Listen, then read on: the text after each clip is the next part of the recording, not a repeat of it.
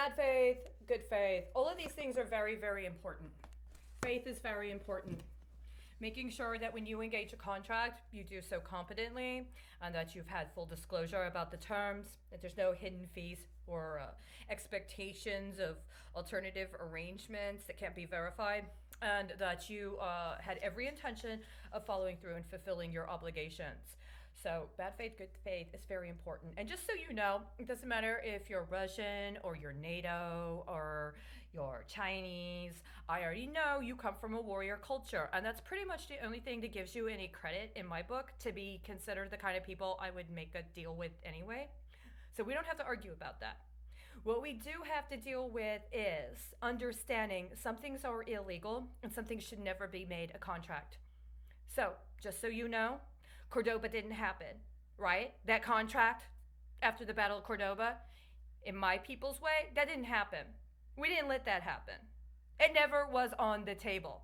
So if you were trying to base that as some sort of template or some sort of process around which you would consider what would be appropriate compensation for any long-term contractual arrangements, it would never have been made.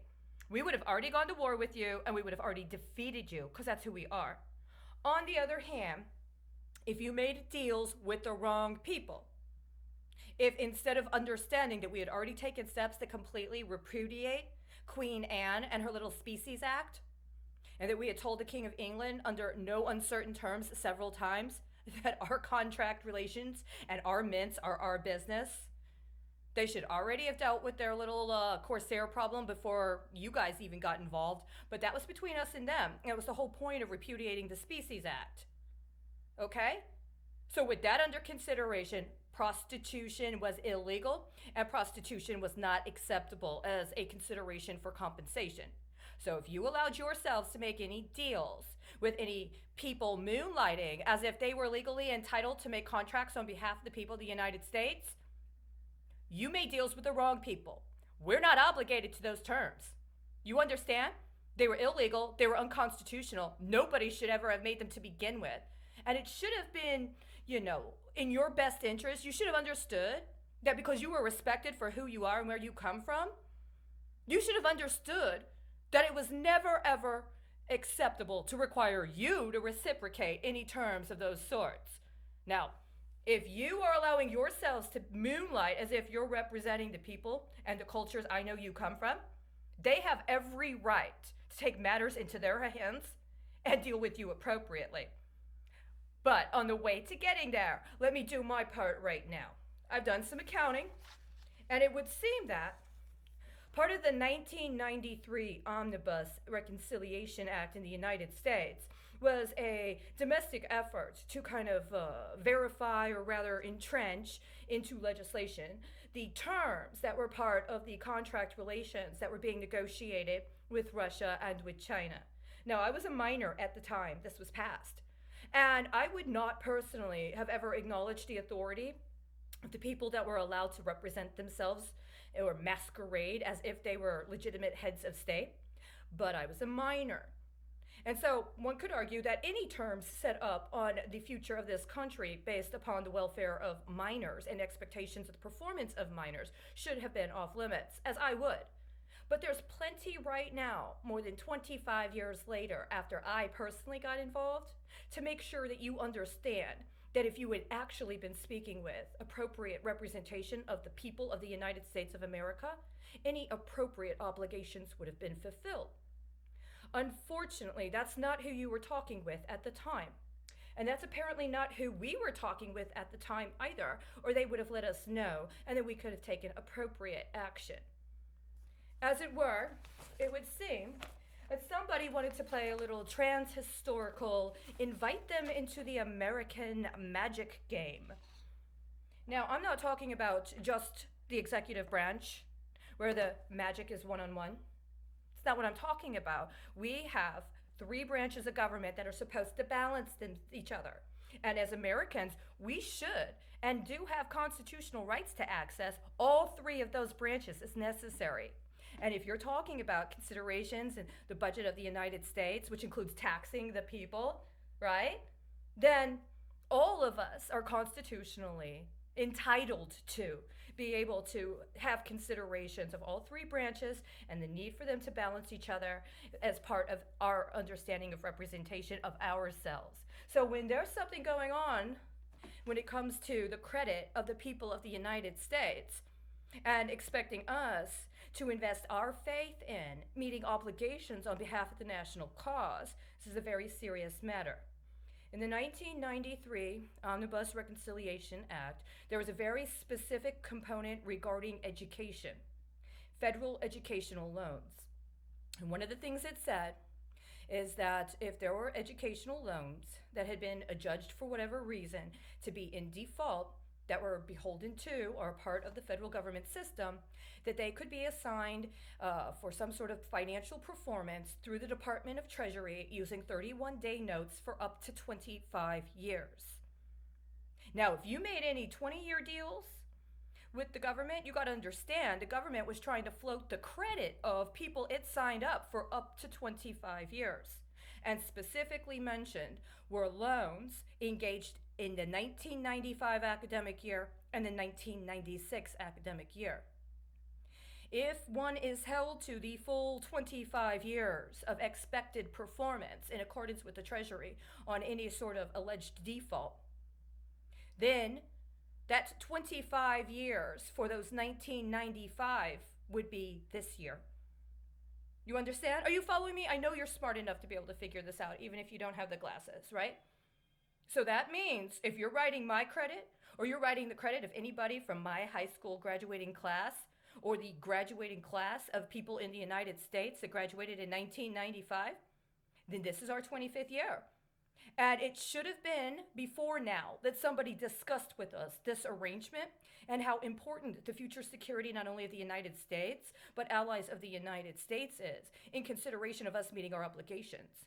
Now, if they brokered with you a deal to try to engage us in illegal and unconstitutional activities and thought that they would just keep it silent all of this time while they knocked us off, then unfortunately they were wrong, at least unfortunately for them. But it's fortunate for us because we still have the capacity to make good if, in fact, there was a good faith effort. And if there was not, then understand that money didn't come from them. That credit didn't come from them. It came from us.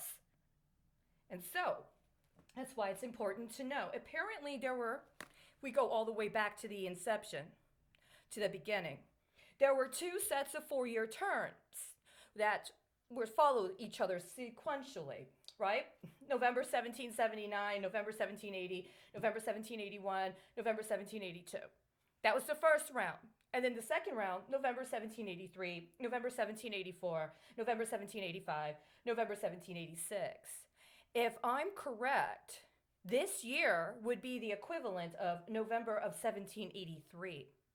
And so the question and the problem is that first installment that happened in 1 year, but then said wait some time and then there will be payments over the course of 4 years, that was 1995. And the fourth year passed in 2019. Now we're in 2020, and we are on to the second realm of 4 years. So the end of this year will be the end of the first year when the repayments for this year are expected. So if you were part of that 1995 repayment and you expected to get paid over the course of 4 years after those maturities came due, which I anticipate was 2016, 2017, 2018, 2019, and you didn't get paid at all, or you didn't get paid commensurate with what you understood the obligations were, then now you're seeing that second stage starting. And we're coming up on the end of the first year, right? 2020, 2021, 2022, 2023.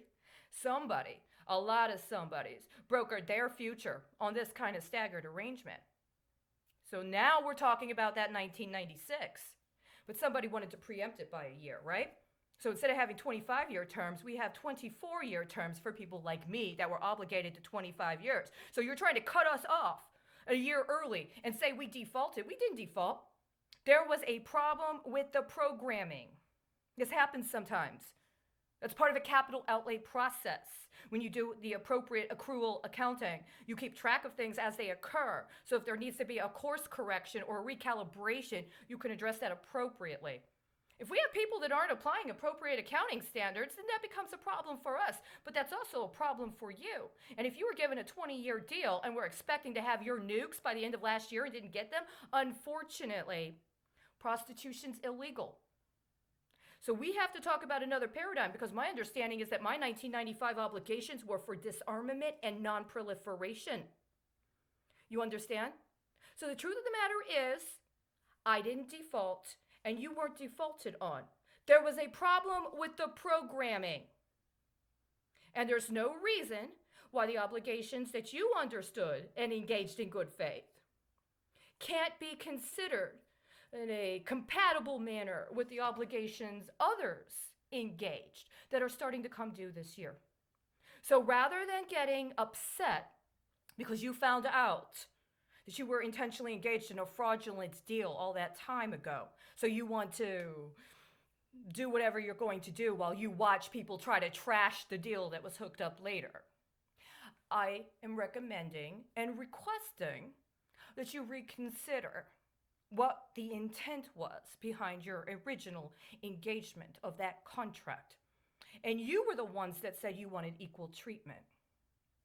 If you feel that somebody tried to obligate your people to acts of prostitution because they refuse to hold themselves accountable, then let me tell you, I absolutely understand how contemptible and detestable that is, especially if it is defining the national character. But also understand, I was a minor when these were engaged, and that's not my character.